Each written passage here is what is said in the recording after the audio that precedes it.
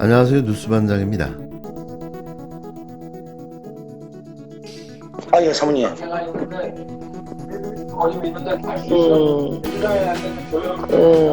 아니, 저기 뭐지, 당선자가요? 예. 여보세요? 네네. 네, 당선인이 저기 지금 전화를 했는데, 예. 하여튼 당선인 이름 팔지 말고 그냥 미르라고 했어요, 지금 전화해서. 예, 고맙습니다. 당연하죠. 권성동하고 저기 윤한영이가 반대하더만 보니까, 그렇죠? 예, 그럼 당선인이 뜻이라고 그렇게 해야 된다고 윤상현 아빠가 했는 것 같더라고요. 네네네. 그렇게 하여튼 너무 걱정하지 마세요. 잘 될 거예요. 예, 건강이 좀 목소리가 안 좋으신데요.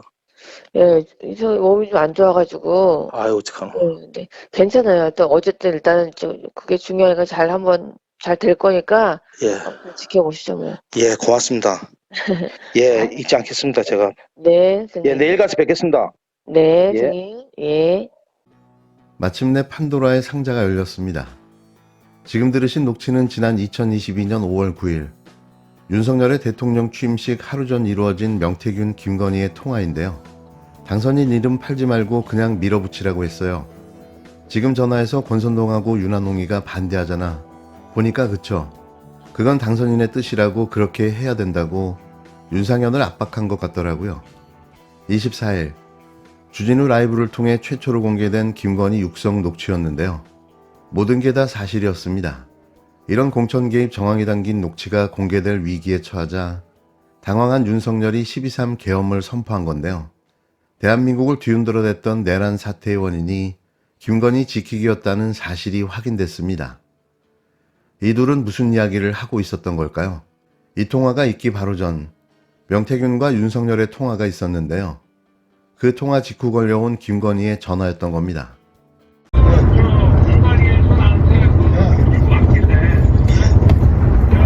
김영선이 경선 때도 열심히 뛰었으니까 너는 김영선이 좀 해줘라 그랬는데 이게 말이 많네.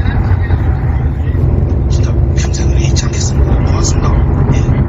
명태균과 윤석열의 통화는 바로 이런 내용이었는데요. 당선인 신분이었던 윤석열이 김영선이 좀 해줘라. 그랬더니 말이 많더라며 김영선 전 의원의 공천을 지시했다는 내용을 명태균 씨에게 전달하는 내용이었던 겁니다. 연결해보면 이후 통화에서는 김건희가 밀어붙이라고 말하며 하여튼간 너무 걱정하지 말라며 잘 될 거라 말했는데요. 이건 누가 들어도 명백한 공천 개입인 거죠. 특히 아무런 권한도 없는 김건희가 집권 여당이 선거에 개입해 공천권을 휘둘러댔다는 사실만으로도 처벌이 불가피해 보이는데요. 다시 말하지만 이걸 숨기고 싶었던 겁니다. 이제 시작입니다. 빙산의 일각, 아니 한 조각이 공개됐을 뿐인 거죠. 오늘 명태균 특검법이 법사위에서 일소위에서 논의되고 저희가 통과시킬 예정입니다. 명태균 특검법은 국힘당을 옥죄는 법안이다. 그래서 안 된다는 식으로 이야기하고 있는데요.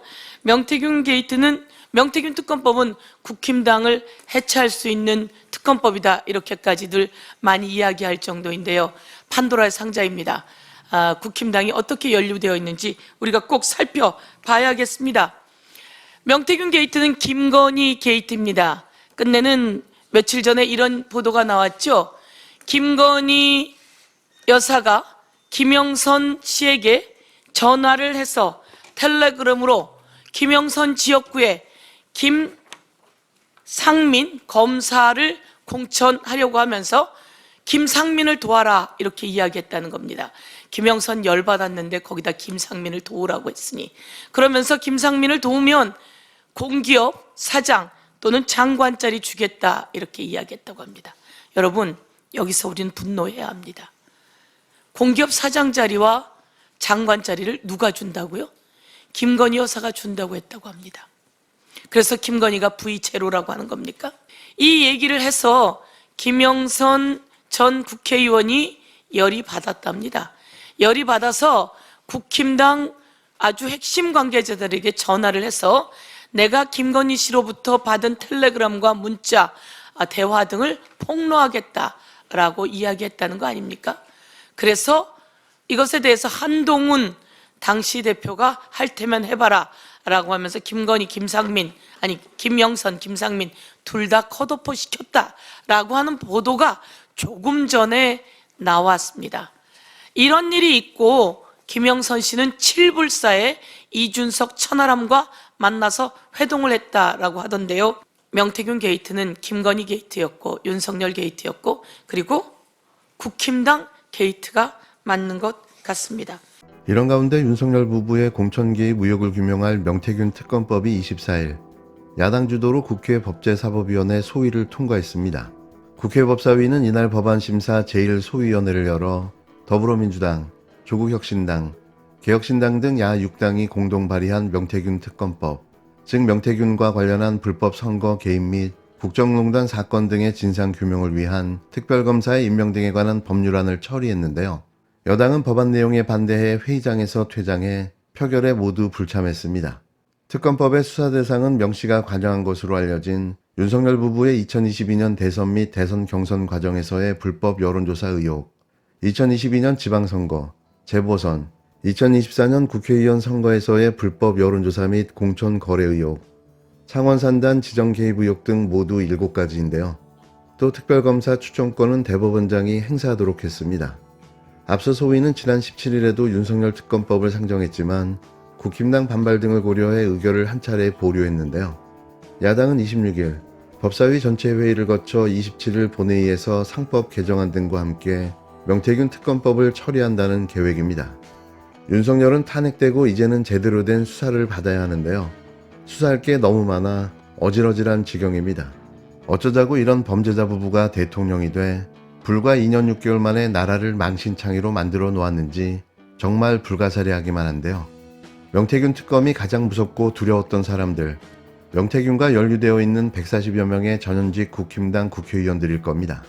여기에 추가로 홍준표, 오세훈, 이준석, 윤상현, 나경원 등등등이 당연히 포함될 텐데요. 이들의 정치 생명도 여기서 끝나지 않을까 싶습니다. 오늘 열리는 윤석열 탄핵재판 11차 변론에서는 내란숙의 윤석열의 최종 변론만을 남겨두고 있는데요. 윤석열 측은 최후 진술 내용이 어떤 내용이 담길지, 분량이 얼마나 될지 함구하고 있습니다.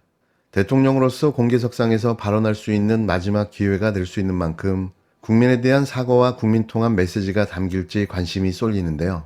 하지만 그런 기대는 일찌감치 안 하시는 게 좋을 듯합니다. 이미 대국민 호소용으로 실시한 계엄이 탄핵 공작으로 내란이 됐다고 주장할 것으로 전해졌는데요.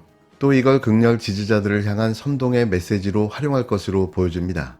끝까지 국론 분열과 국민 갈라치기로 자신의 정치적 입지를 만들어가겠다는 의도인데요. 계속해 어떤 형태이든 영향력을 행사하겠다는 거죠.